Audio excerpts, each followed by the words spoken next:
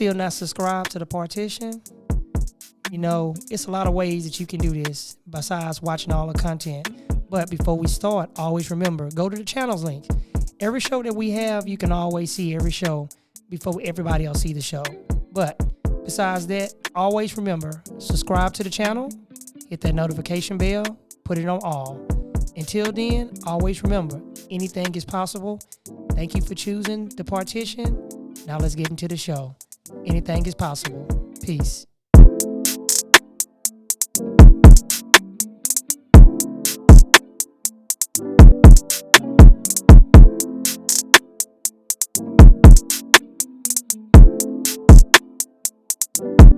The Chopping Up with Lil Ron show is where it's at and it's where it's happening. Oh man. Yes, sir. Like me, son used to do the drink. He just tell me one time, my son got me this with my dad, so I can always have him with me whenever I do the show. Hold on, wait. I want to laugh.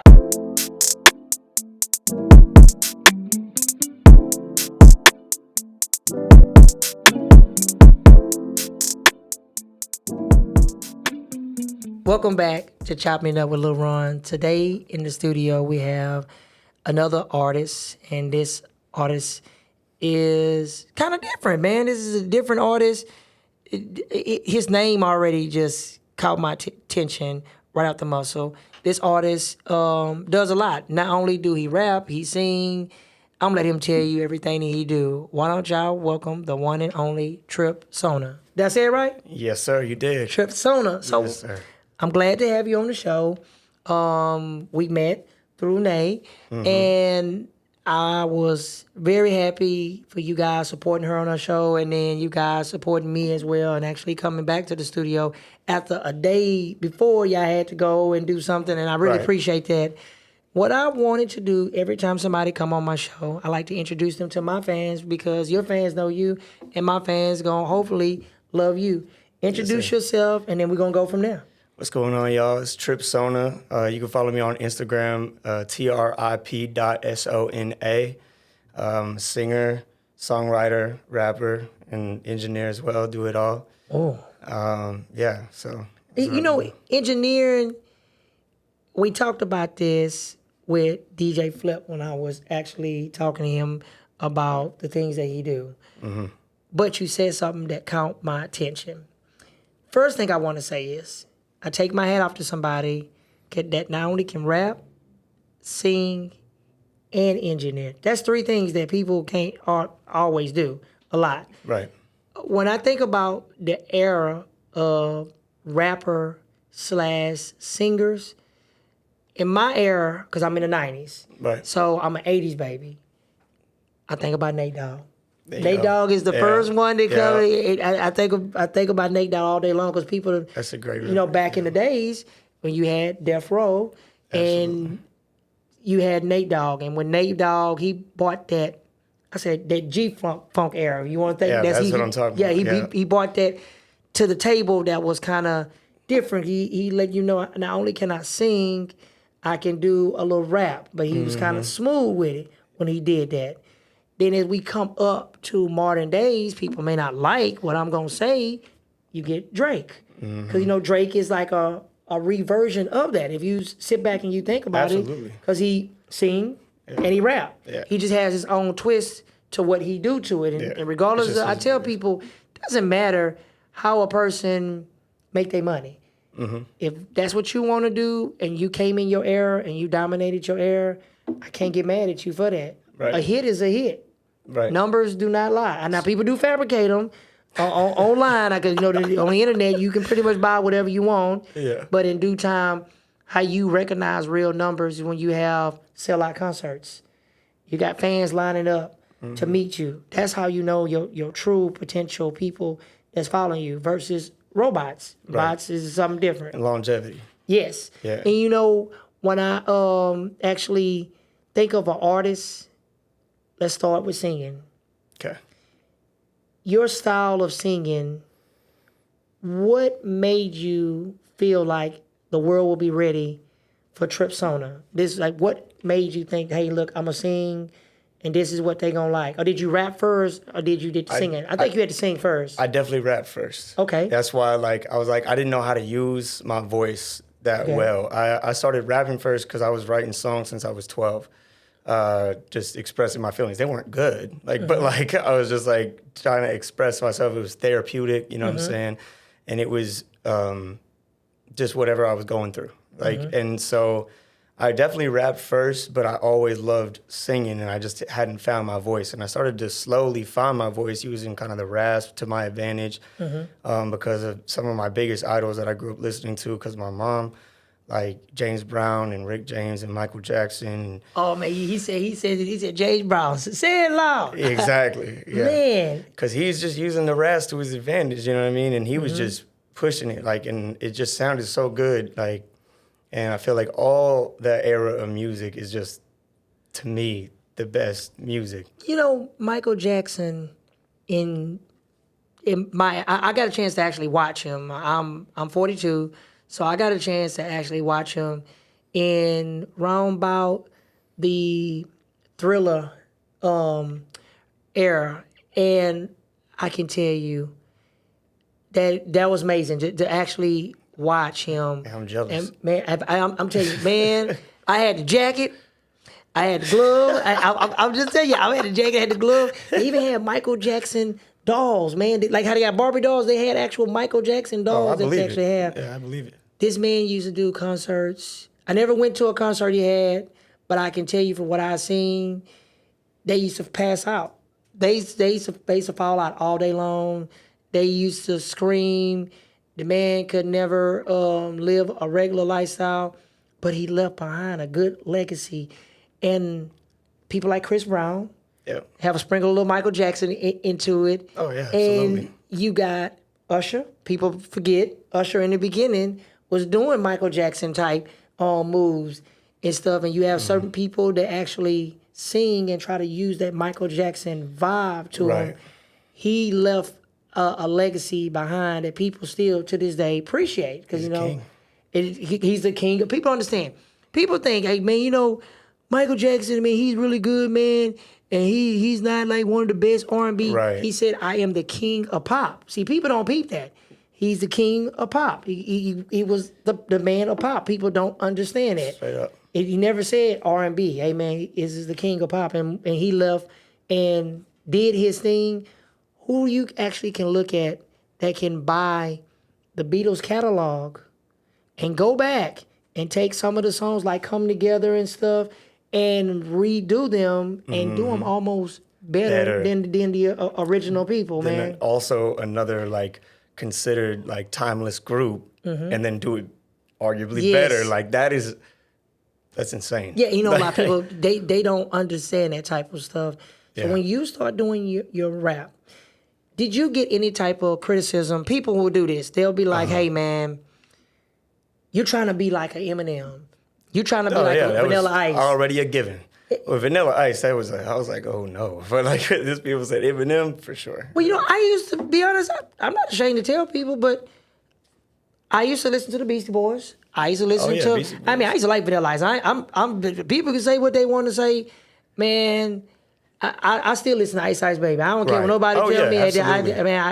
Every chance I give, and when they come on, I'm like, all right, stop. and I ain't gonna say the rest because I don't want nobody to laugh. But Vanilla Ice, I used to love Vanilla Ice, and I back when him and MC Hammer had they thing going and stuff.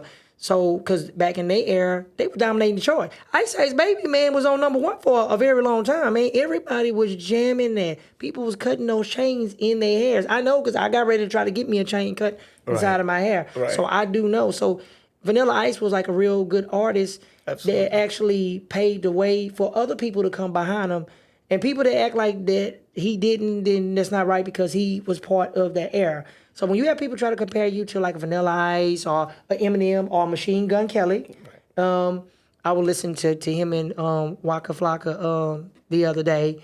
What do you do when they compare you to artists like them? Like, what is your thing that you actually tell them when they try to compare you? Because I know you want to be your own man, you don't want to be compared to somebody else. Right. You already said it best. Like, of course, I'm like, no, I'm me. But always the way I respond is just like, if you're comparing me to anybody famous, that's a compliment. Yeah, and that's a good thing. That's like, how I feel. Like, hey, man, this person right here is his own individual person, and people always place their own marker in our world. That's a human characteristic, I feel like. Yes. We always want to find a comparison of what we already know. There you go. Until we start to actually get a scope on who that individual is, then people down the road will compare them to me. Yeah, and I do want to say this. As far as in rapping and hip-hop, I take my hat off to you. You did not give up. And a lot of things I like to tell my people, hip-hop doesn't have a color to it. It do not belong to black people. It don't belong to white people. It don't belong to Asians. It belongs to everybody. If you are a poet, or you are a writer, or you're a person that actually improv, freestyle, or whatever, it's all art. It don't belong to nobody. You just, what you do with it when the baton is passed to you and how you elevate it and take it to the next level is a whole nother thing. Understood. Now, singing. This is super important to me. There we go. That's when you get the ladies. The ladies love men that actually sing. Right. LL Cool J. Right. The slick side. And you believe it or not, he was slick side absolutely. singer / rapper. He rapped and then he slowed his way into doing that on the slick side, and people didn't really pay attention to that, but LL Cool J did that. So what do you actually do when you get to the point where you got a song that you like, but you don't know if you want to start it off with a rap, or you don't want to start it off with an actual chorus where you actually singing at the beginning? How do you handle that in the studio? That's a good question. I think it really depends on the beat. And Okay. It depends on the feel. Like usually, like when I'm writing a song, it's honestly the subject matter. Like if it comes to mind, like what I'm talking about, does it deliver to the audience better if I'm like gonna sing this first, because then it'll be smooth. I guess what I would say, like killing them softly. Okay. Like where it's like you're gonna sing it to them, and it might be something that if you was rapping it, it might be like, oh, nah, you just sounded like you being a player, like, you know what I'm saying? Whatever. But if you sing it to him, like Lloyd did, like with Lil Wayne, you know what I'm saying? Man, give me that. I'm sorry. I'm exactly. like a music man. But like when he did that with those lyrics, like people quickly forget what he was talking about because he hit it so smooth. Like it was so smooth on the track. And then Lil Wayne came in with the rapping, right? I like that song with Lloyd and Lil Wayne's. It's the one with the girls all around the world. Yeah. That song, I listen to that all the time. That song is like an underrated song that a lot of people, they don't never pay attention to. But that song is actually a really, really, really good song, man. I really like that song with Lloyd. Lloyd was a real good artist, man, to be honest with you. He's a I great don't artist. see why they didn't, and that goes back to your team and marketing. That's why I was talking about with DJ Flip. We were talking about that. A lot of people don't know how to manage and promote themselves or promote their artists and keep their team and keep that going. And that's why a lot of people start out like this and then start going like this, and all of a sudden they right here. Yeah, right. And they just pretty much wiped away, and they Right. don't leave a legacy like they supposed to actually leave it. Right. And I feel like that's a separate tangent, but as far as like, I feel like that's because they didn't either choose to like capitalize, like you said, your team either didn't back you up and try to direct you in the right direction and like capitalize on what the new wave is, like maybe whatever he was doing just wasn't popping no more. Like, and so then he needed to shift like a little bit, but who's to say? Like, it is unfortunate, especially with a talented artist like that, to like fall off. See, people don't understand, when you step into R&B, rap, hip-hop, country, jazz, blues, when you step in it, you have to have a mind state. The foundation is already there. What can I do to kick in the door and recreate? That's what people don't understand. Right. As me being a film producer and a director and a semi-editor, I wanted to go a whole nother level. I didn't want to do like nothing that nobody did. I chose to do away with the Blackmagic cameras. I chose to do away with the Sony cameras, the Nikons and the Canon. I wanted to use something that I know that's with us 24/7. iPhone. The phone is the key. And every time people see our work, they be like, wow. And DJ Flip said it. He said it best. There's a lot of things people don't really know about me because I don't really tell them a whole bunch. But it's tons of shows that I actually have done. We actually won like major awards for them. But I never broadcast it to the world because it's a time and place when I will be able to tell somebody that. Right. I just want everybody to look at me like a regular person walking around. In fact, they can look at me like a mini version of Steve Jobs. I give me some blue jean pants, give me a black shirt, man, and I'm good to go. Boom. That's it. When I released my first book, probably going on a year ago, Hey. 5,000 copies was sold in 30 minutes. A lot of people awesome. don't know that. Easy and simple. I had to cut it off. I said, no more copies. We're not selling no more books. But it was really good, and I call it The Creator. And I got so many different ones that's coming out that we actually doing. So that's another thing. But singing and rapping, next thing, engineering. Understood. So did you engineer first or that came in due time? That came after the fact. So like I had worked with a couple engineers. It didn't go the way, things were planned, right? Yep, I know about that. You know what I'm saying? And so then I just was like, whatever, I'm gonna learn how to do this myself. And then I just decided to do it myself.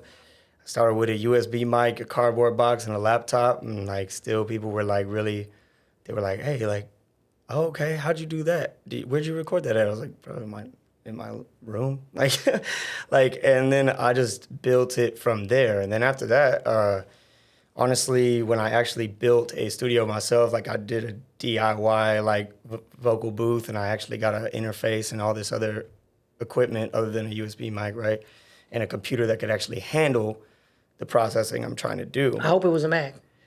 No.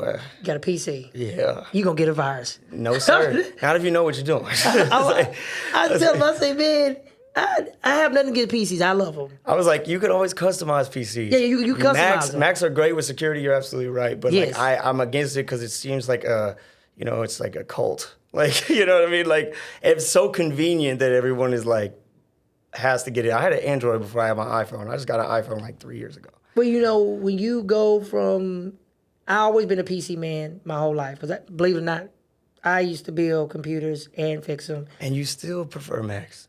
I prefer the Mac. And I'm going to tell you, this is what sold me on the Mac.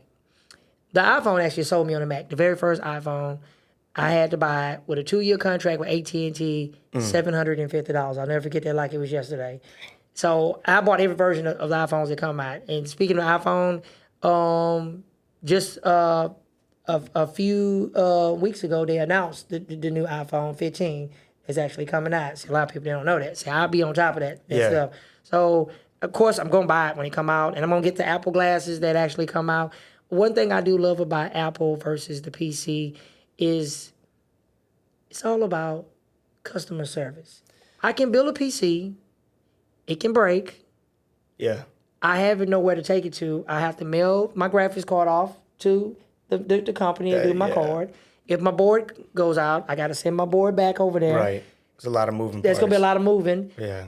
Something go wrong with my Mac, I can buy it from you, secondhand, take it to Apple. They're going to look at it for me for free. Of course, they're going to try to sell me another Mac. Right, of They're course. going to do that. They're going to try to sell me another Mac. I was like, then you get a new software update, and the whole thing crashed. And they'll turn back. But Apple has improved over the years. What they do now is, if you bring a Mac in and it's what they call vintage, they'll try to convince you to get another one. If not, they will tell you, hey, look, this computer can take our latest software. This computer may not can take our latest software. But we can take it to the back. We can just get it factory erased, put it back to factory settings for you, and you're good to go. Mm-hmm. Sometimes we are in a position where we can't wait 2 to 3 weeks for the board to come back. Right. I can just go right there in the store. Or Apple say, well, we're going to send your computer off. It's going to be 2 weeks before we get it back. They got a program. They'll just give you a loaner. Depending on the person. I ain't going to say it for everybody, but they'll give you a loaner. I didn't know about that. Like, they'll give you a loaner. They'll give you a loaner I got the hookup. I'm just putting it to you like that. I got the hookup. All right, well, I'm going to hit you up. Yeah, man. I tell them, hey, look, man, I need you to hook him up, man. Make sure you get him right. I appreciate that. Now, the name that you use, that you go by, how did you come up with that name? So So Trip, like my real name is Trey. So like I grew up with a lot of Treys, and Trip, like we was like freestyling, and then somebody was just like said like, "Hey, chill out, Trip," and then it just kind of stuck. And then from there, I was kind of workshopping the last name a little bit, but then I had done multiple different tracks on that little USB mic, like, and people were like, "Oh, that's you, and that's you. You sound completely different. That can't be the same person." So then I was like, different personas, like different voices. So I just did like Trip Sona. That's sweet. Pro Tools, you are you a Pro Tools person? I'm an FL Studio guy. Fruity Loops. Yes, sir. It's a guy in Houston. His name is they call him Fred. They call Fred. He's Fred on him. Fred on. Uh-huh. I remember his brother name is Dope Boy Sauce. Yeah. I know Dope Boy personally. Dope Boy, you need to come to the show, man. You it's way overdue. But Dope Boy Sauce and the Sauce family that they actually have. Yeah. His brother does tracks. His name is Fred. He is a Fruity Loop person. In fact, he got that chain with that vegetable on there. Oh, really? Yeah, he has that thing around his neck. That's live. Yeah, so hopefully, man, y'all can kind of connect. Y'all gonna run into each other eventually over due time. Yes, Having a name is actually catchy, and doing all the things that you actually do. Do you ever get tired? That's a lot of stuff. I think, yeah, I would say I got to answer that in like two different ways. So like first, like, yes, I did when I was trying to spread myself too thin. Like I was trying to keep up with my album while still getting money by taking on clients that were paying me for recording time. And then, you know, when you put on that engineering hat, it kind of removes, you have to be real technical. Yep. So it kind of removes your creativity a little bit. So for me to like have a session and then try to be like, as soon as they leave, for me to hop in the booth and then be really free, like with the vocals and experimenting and doing all that, it just sounded forced. It wasn't right. Like, and on top of that, you give some of your ideas away. I hate to say that part. No, you're absolutely right. Yeah, because you're going to think about, hey, man, if you do it, go ahead and do it like this. And you're like, shit. Right. I should have did that myself, man. Dang, I just gave. Hey, and you be like, man. It's like you were there. Yeah. It's like, for real. Like that. And then you also get a chance to watch them make the mistake. So when you get ready to go in and you say, okay, I seen what they did wrong. Let me go back and let me just change this up right here. And I'm actually good. Now, we actually come to another part that I want to ask before we go on. Do you have any artists that you actually have worked with that you produced they tracks that maybe had some hits out there on the market? Absolutely. This dude named Kevin Hawkins. He was on The Voice this last year. I did his whole album. Shout out to Kevin. Okay. And then through him, I had got the opportunity to work with Mo3, rest in peace. Oh, yeah, wow. That was insane. Man, you know something? He was an artist that was on the rise. And he was Boosie big still when I was heard a kid. behind him. When I was a kid, like I was still listening to him. And he's another one. That's another version of a Drake / Nate Dogg. Man, yeah. And absolutely. some people don't, and I think Boosie was hurt behind that. He was like hurt really, really bad. He still, sometimes as artists, whether you rap, R&B, country, I don't care what you are, sometimes we get stuck in our own element. We don't like to leave outside of our box.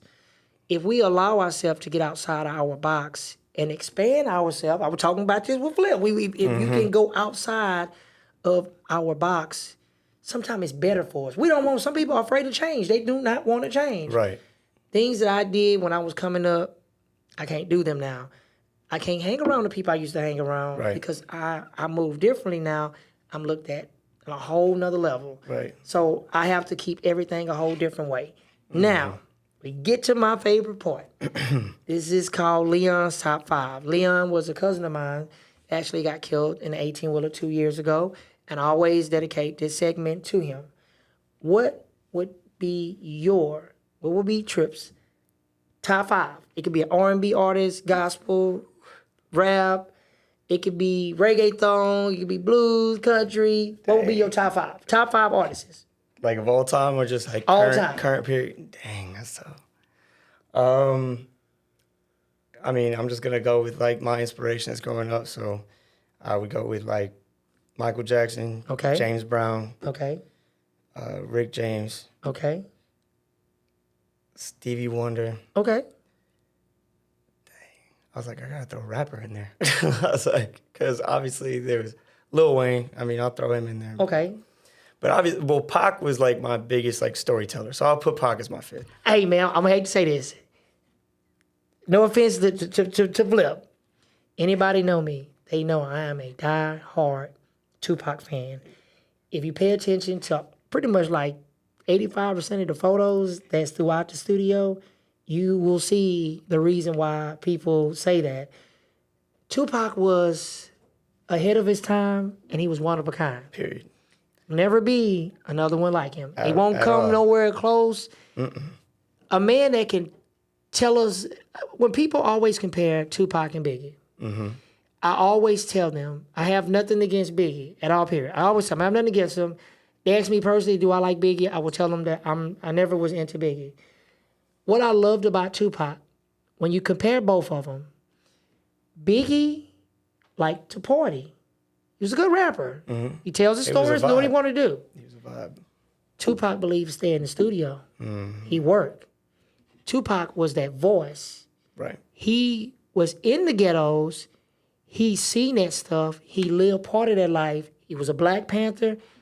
When he died before Biggie, he still, to this day, have more music than Biggie. You don't have to recycle his music, but he has more than Biggie because he was a pre-thinker. He was ahead of his time. Biggie didn't see it that way. Right. He didn't. If they would have came together, it would have been something magical. Oh, that would have been crazy. You know, when people tell me the stories, you know, Tupac didn't like Nas and this and that. I was a Tupac fan.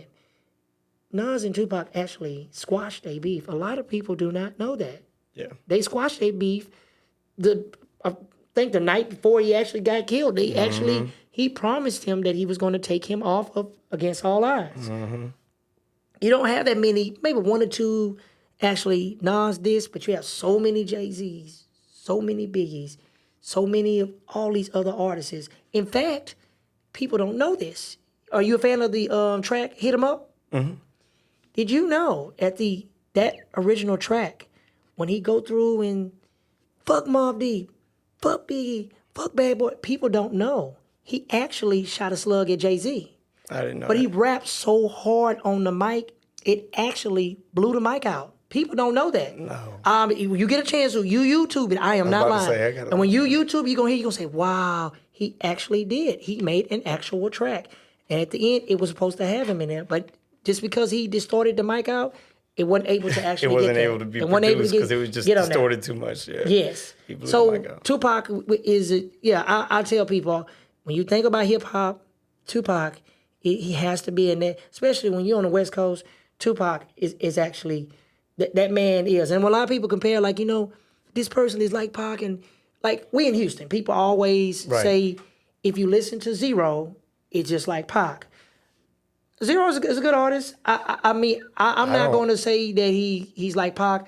I think he's Zero. Exactly. I was going to That's say, him. I He think is he's all man. Zero. And one of my friends, not to cut you off, I was going to say my friend, one of my friends is like Malcolm, or he's another artist that I work with. That man is like, I always say to people, like, he sounds like a little baby Kendrick. Because of his voice, like his tone and cadence, and also his storytelling. But one of his biggest influences is Pac. So it's like, it makes sense. And then, like, he would always talk to me. He's like, oh, but do I sound like too much like Kendrick? I was like, no, you couldn't sound too much like Kendrick even if you wanted to. Like, That's right. You sound like yourself. Like, That's correct. You cannot sound like anybody. Like, you can try, and it'll be evident if you're trying, and it'll sound forced. That's right. And So, some people don't understand that. It's clear that I think it's actually a good thing if people can hear where your influences come from. Yes. And Pac said it best. I may not change the world, but I guarantee you I will spark the brain that will change the world. Exactly. All the artists that how coming you up keep- now, they don't understand. Yeah. Either you, your mother, your father, your cousin, everybody has been touched by Tupac. No matter how much they say they have not. And Tupac was touched by another generation.